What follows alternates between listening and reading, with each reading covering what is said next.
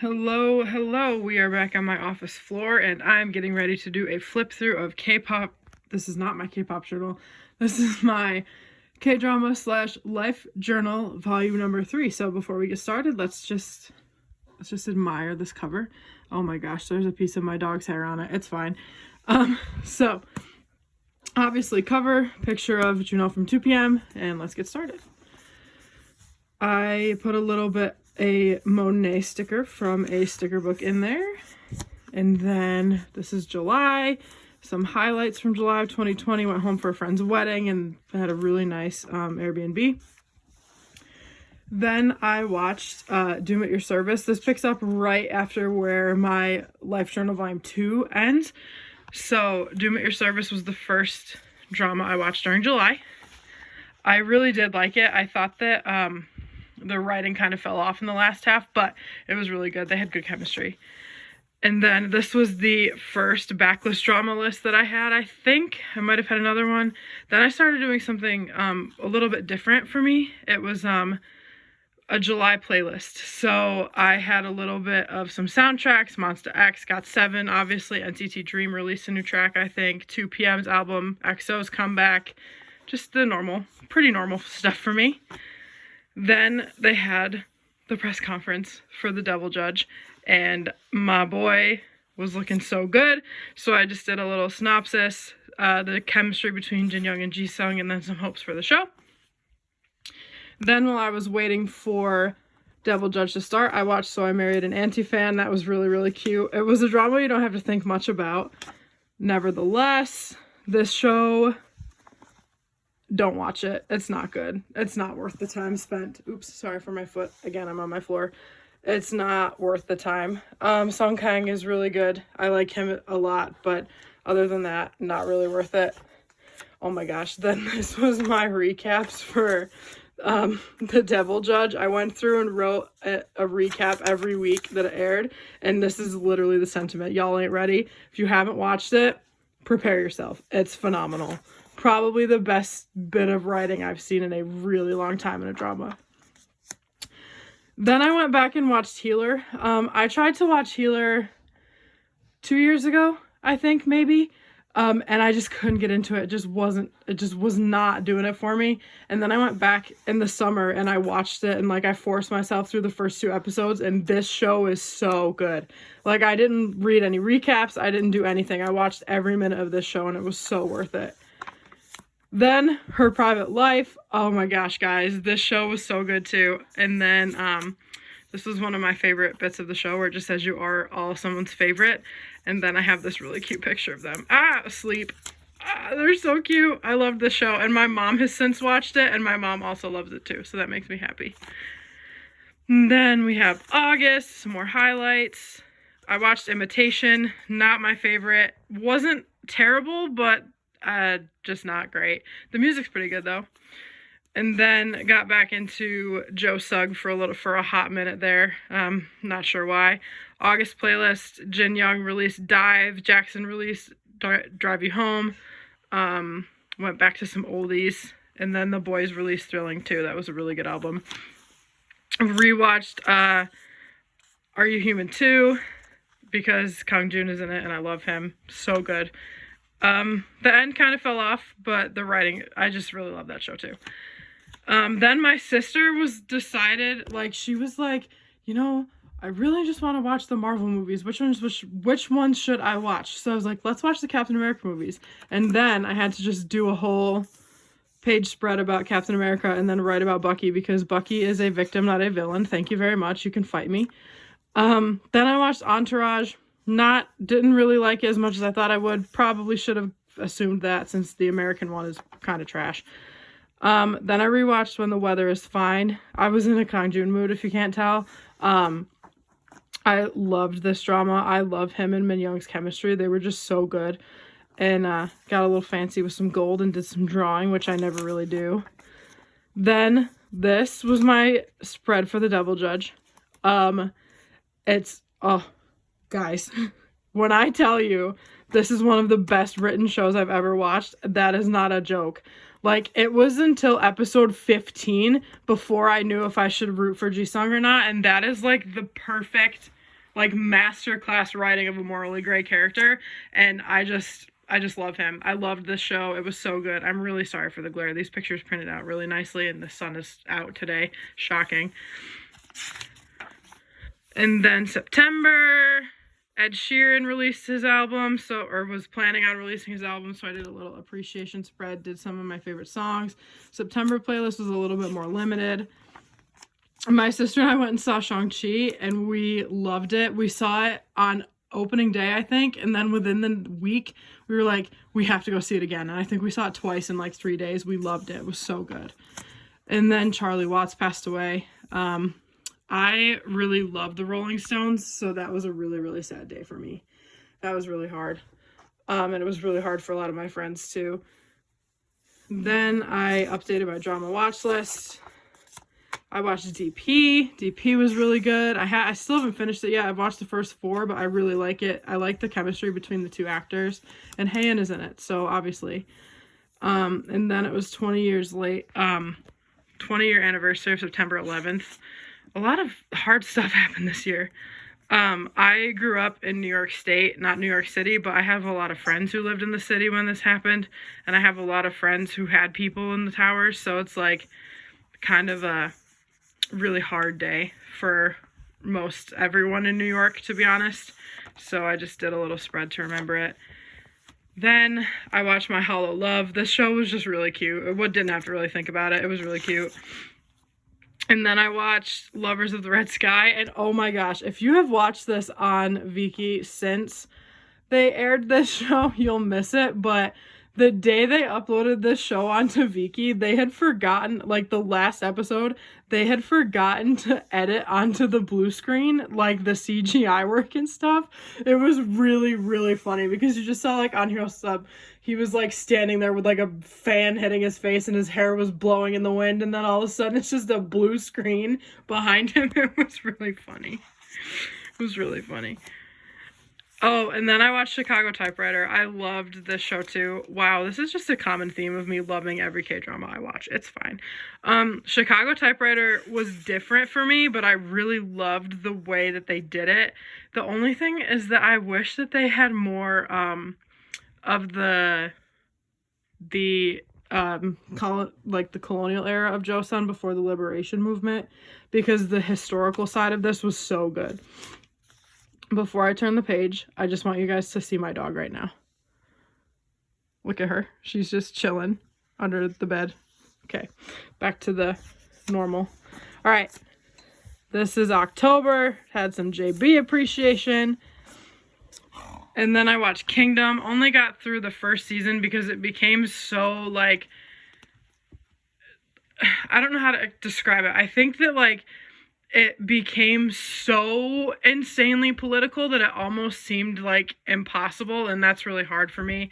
When shows aren't believable, that's when they kind of lose their touch. And yeah, you're like, Trisha, that's about zombies. Yeah, I know, but the political intrigue can still be accurate, and this got so unbelievable that I just couldn't watch it anymore. Then October playlist, and then this was kind of cool. I've been doing a month at a glance every month on Instagram for a year.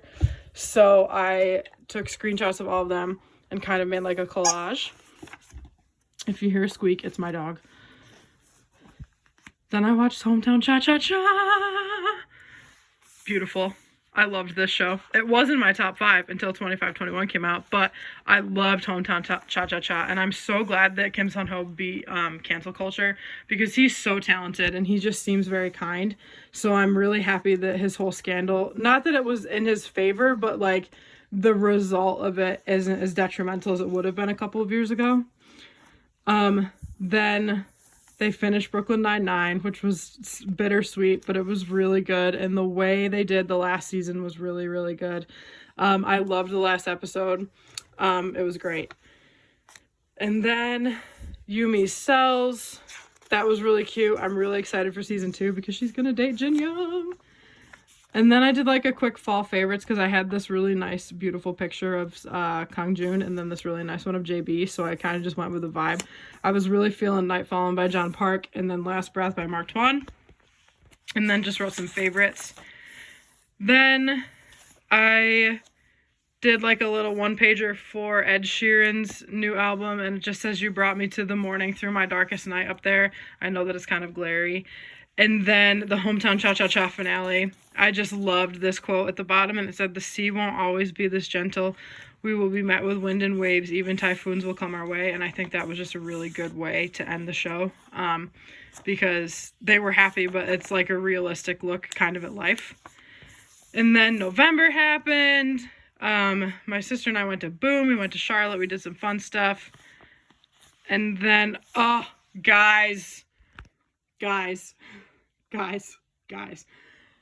If you have not watched Flower of Evil, I need you to stop this video right now and go onto Viki and watch it, because this show is freaking phenomenal. This was my favorite show of 2021.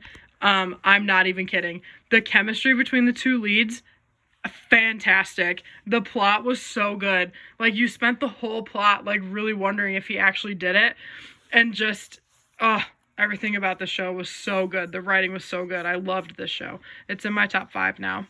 Kick Signal out. Then I watched King's Affection, which was pretty cute. Kind of skipped most of the last 4 episodes though, because I was just kind of over it and wanted to see what was going to happen. Then November playlist, The Royal Romance was a game I've been playing for like 5 years. Then I did this for my best friend because she loves foxes, and I just like this quote and the little foxies that I have. And then I just did a page on some red pandas, because red pandas are my favorite animal and they're so cute. And then it was Bake Off. If you haven't seen it, Giuseppe won, so spoilers, but these were my sister and my favorite bakers to begin with, and then they were in the top 4, so that was really cool. We were a little upset that Chigs didn't win, but Chigs has also liked 2 of the messages I've sent him on Instagram, so I'm famous. Happiness, I also really liked Happiness. This show, I think it did a really good job, like, speaking to human nature after like a virus outbreak. And I was a little bit concerned because it happened so close to COVID that it was gonna be more like I don't know, not handled very well, but they did such a good job exploring human nature and like our tendencies when we are isolated and when things go wrong, which I really appreciated. And also their chemistry was phenomenal. Lawless Lawyer, not much to say, didn't really care about it. Then I went to a play for a couple of my teenagers at church. Then it was December. Y'all, I lied when I said Flower of Evil was my favorite show of 2021, because Red Sleeve Cuff was my favorite show of 2021. I still think about this show once a week. It was incredible. If you have not seen it, go watch it. You'll understand. Like, Juno and Sejong were just phenomenal. It was so good, and it was so...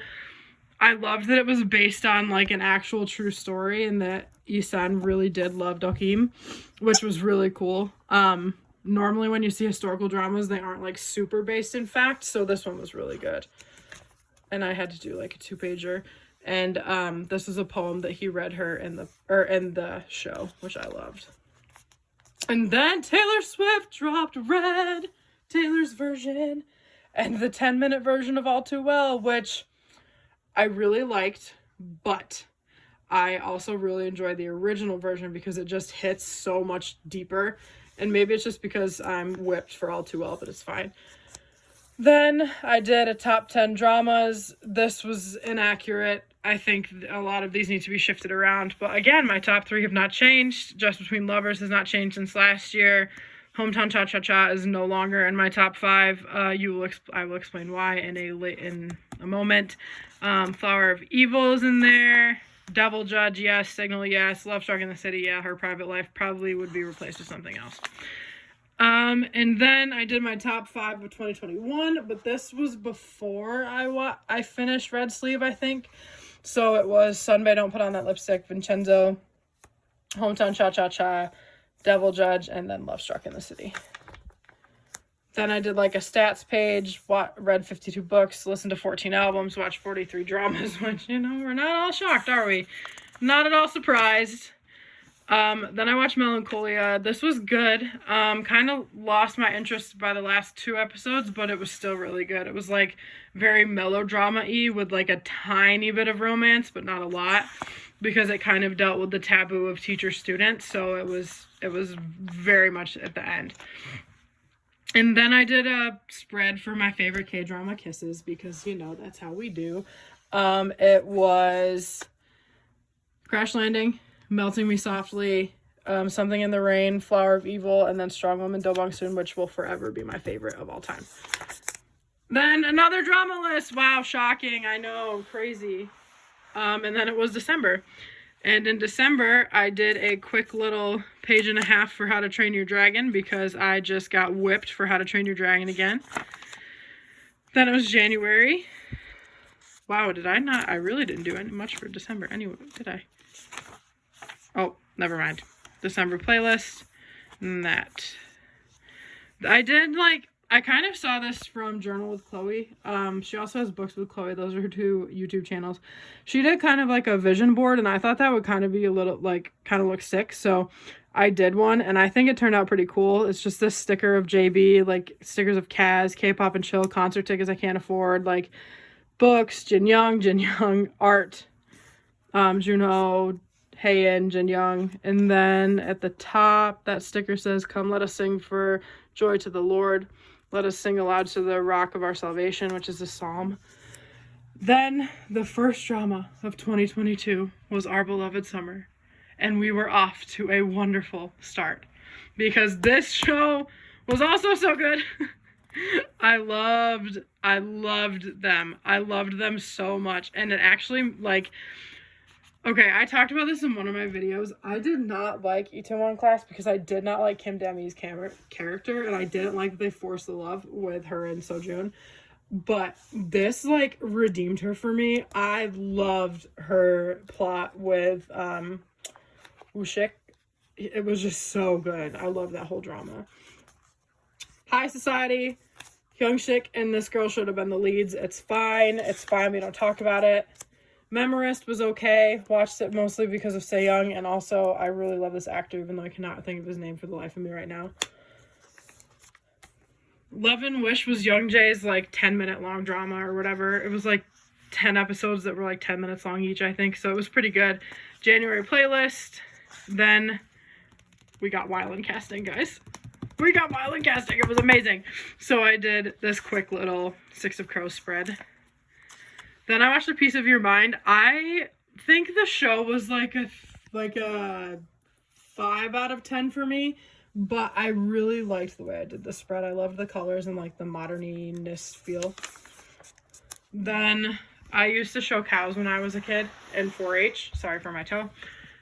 And one of the cows that I used to show died in January, so I did a quick page.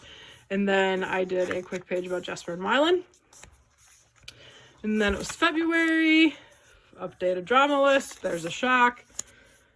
I watched The One and Only. Haven't finished it yet. It's not bad. Just haven't gotten around to it. It's kind of really sad. February playlist. Sorry if you see a nose. It's my dog.